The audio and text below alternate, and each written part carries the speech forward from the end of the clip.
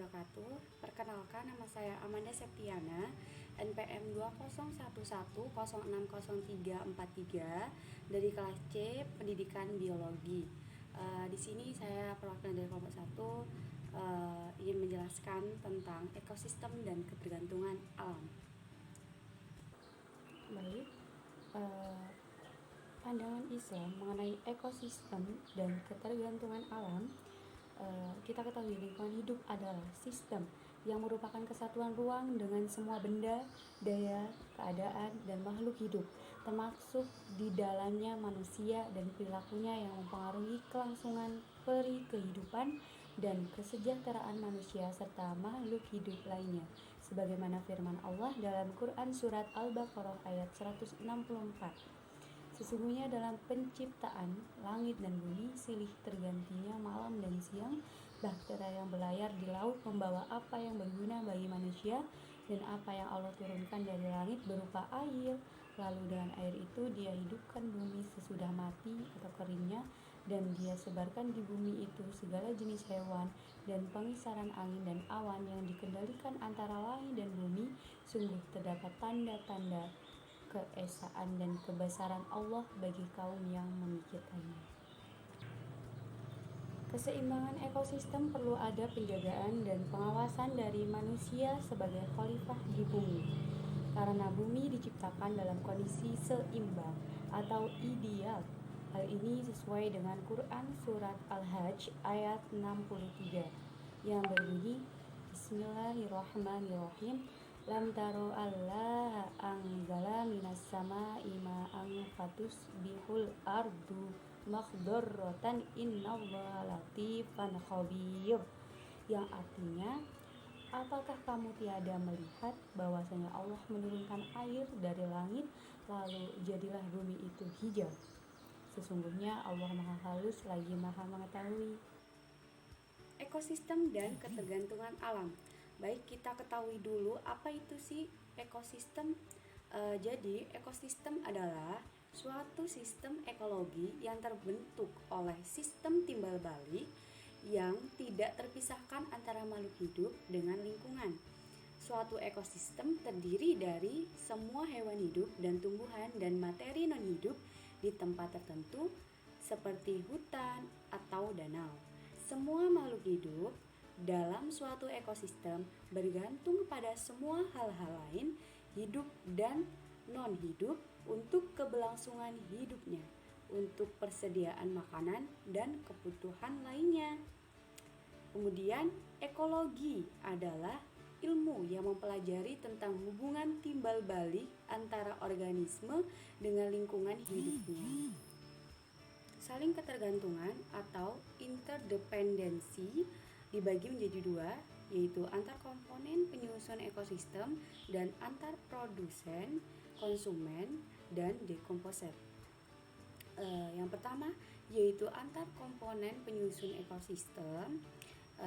Itu yang pertama ada interdependensi antar komponen biotik dan abiotik, dan yang kedua antar komponen biotik saja. Kemudian yang kedua antara produsen, konsumen, dan dekomposer itu dibagi menjadi tiga. Yang pertama yaitu rantai makanan, yang kedua jaring-jaring makanan, dan yang ketiga piramida makanan.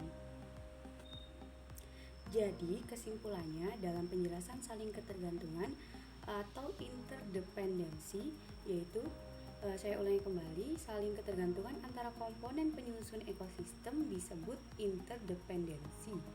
Interdependensi dapat terjadi, yang pertama, antar komponen penyusun ekosistem yaitu interdependensi antar komponen biotik dan abiotik, dan interdependensi antar komponen biotik saja. Kemudian yang kedua, antara produsen, konsumen, dan dekomposer, yaitu ada rantai makanan, jaring-jaring makanan, dan piramida makanan.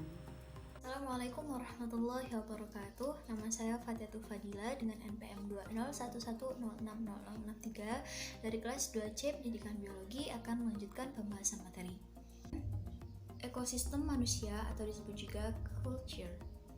Dalam konsep bioekosistem, manusia hanya merupakan suatu unsur dari suatu ekosistem. Dalam konsep bioekologi, kedudukan dan fungsi manusia dalam jaringan-jaringan kehidupan atau niche manusia dalam lingkungan hidup tidak berbeda dengan jenis makhluk-makhluk hidup lainnya. Ulah manusia di dalam usaha pemanfaatan sumber daya alam dan lingkungan lebih banyak dikendalikan oleh nalarnya, sedangkan makhluk lainnya lebih banyak menggunakan nalurinya.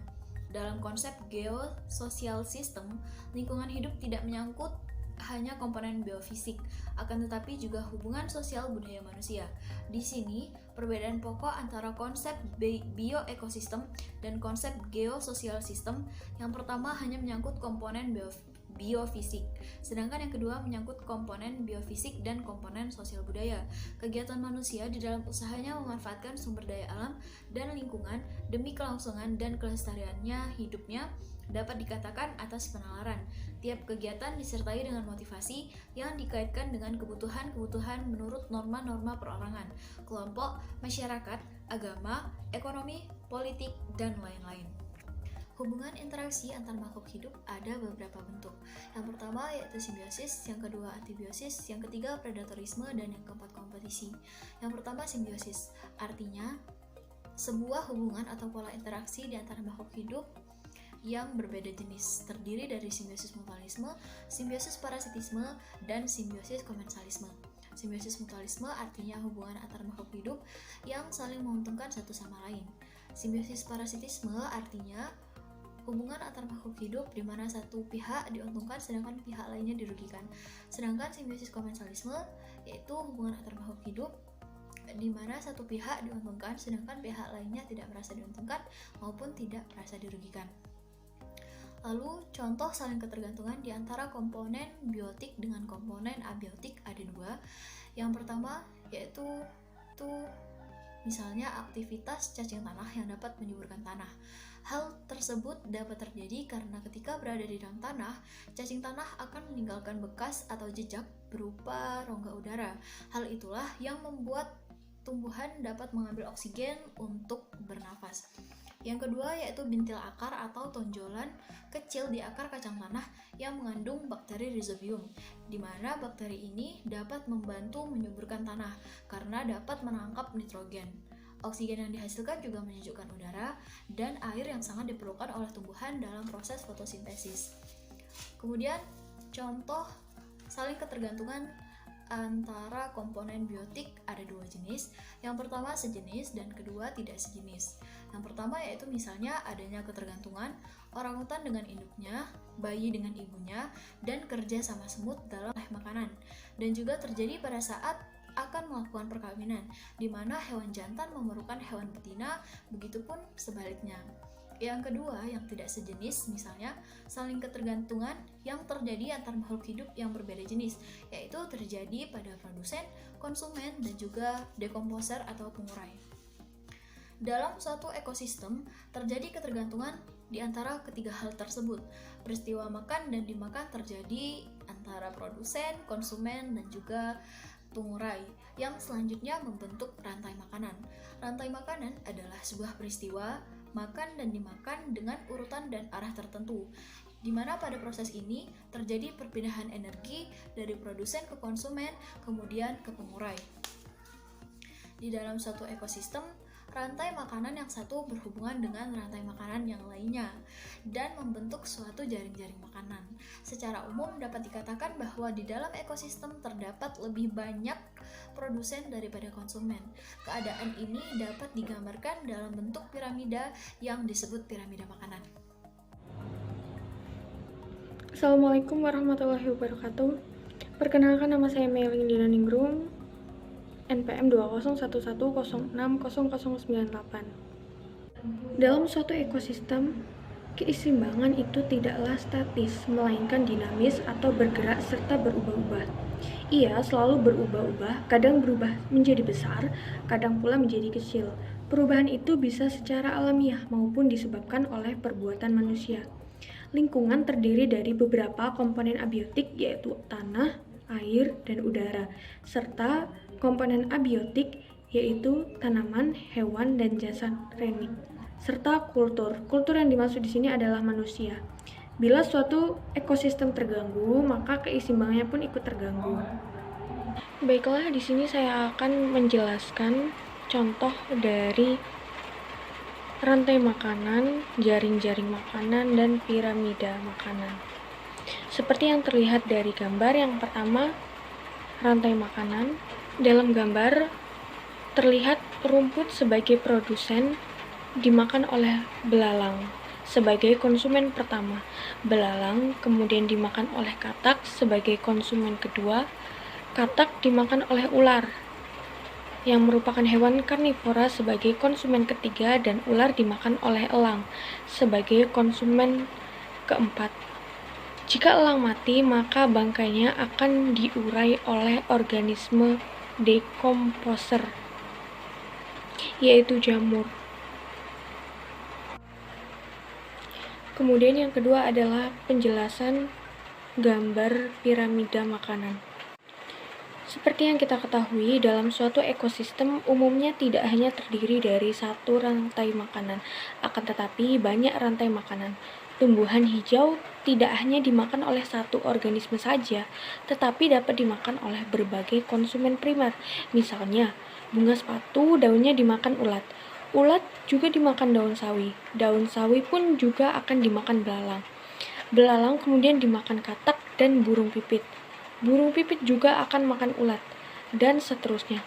Nah, akibat dalam suatu ekosistem tidak hanya terdapat satu rantai makanan saja, tetapi banyak bentuk rantai makanan. Rantai-rantai makanan yang saling berhubung antara satu dengan yang lain inilah yang disebut dengan jaring-jaring makanan. Kemudian yang ketiga, penjelasan mengenai piramida makanan. Seperti yang kita ketahui bahwa dalam piramida makanan, makin tinggi tingkat trofiknya, jumlah individunya pun semakin sedikit. Tingkat trofik tersebut terdiri dari produsen, konsumen primer, konsumen sekunder, dan konsumen tersier. Produsen selalu menempati tingkat trofik pertama atau paling bawah, sedangkan herbivora atau konsumen primer menempati tingkat trofik kedua. Konsumen sekunder menempati tingkat trofik ketiga, dan konsumen tersier menempati tingkat trofik keempat atau puncak dari piramida makanan. Puncak piramida biomasa memiliki biomasa terendah yang berarti jumlah individu sedikit, dan umumnya individu karnivora. Pada puncak piramida bertubuh besar. Yang ketiga, piramida jumlah, yaitu suatu piramida yang menggambarkan jumlah individu pada setiap tingkat trofik dalam suatu ekosistem. Piramida ini jumlah umumnya berbentuk menyempit ke atas. Organisme piramida jumlah mulai tingkat trofik terendah sampai puncak adalah sama seperti piramida yang lain, yaitu produsen, konsumen primer, konsumen sekunder, dan konsumen tersier. Sedangkan untuk produktivitasnya makin ke puncak, tingkat trofik makin sedikit, sehingga energi yang tersimpan semakin sedikit juga.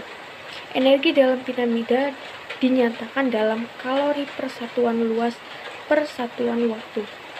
Yang kedua, piramida biomasa, yaitu piramida yang menggambarkan berkurangnya transfer energi pada setiap trofik dalam suatu ekosistem. Pada piramida biomasa, setiap tingkat trofik menunjukkan berat kering dari seluruh organisme di tingkat trofik yang dinyatakan dalam gram per meter kuadrat. Perpindahan energi antara tingkat trofik tidak efisien, tetapi piramida biomasa dapat berbentuk berbalik. Di sini saya akan melanjutkan materi mengenai siklus atau biasa disebut daur. Tubuh manusia maupun hewan tersusun atas materi. Materi terdiri dari unsur kimia seperti karbon, oksigen, hidrogen, dan nitrogen. Materi tersebut akan muncul dari lingkungan masuk ke tubuh organisme dan kembali lagi ke lingkungan membentuk suatu siklus.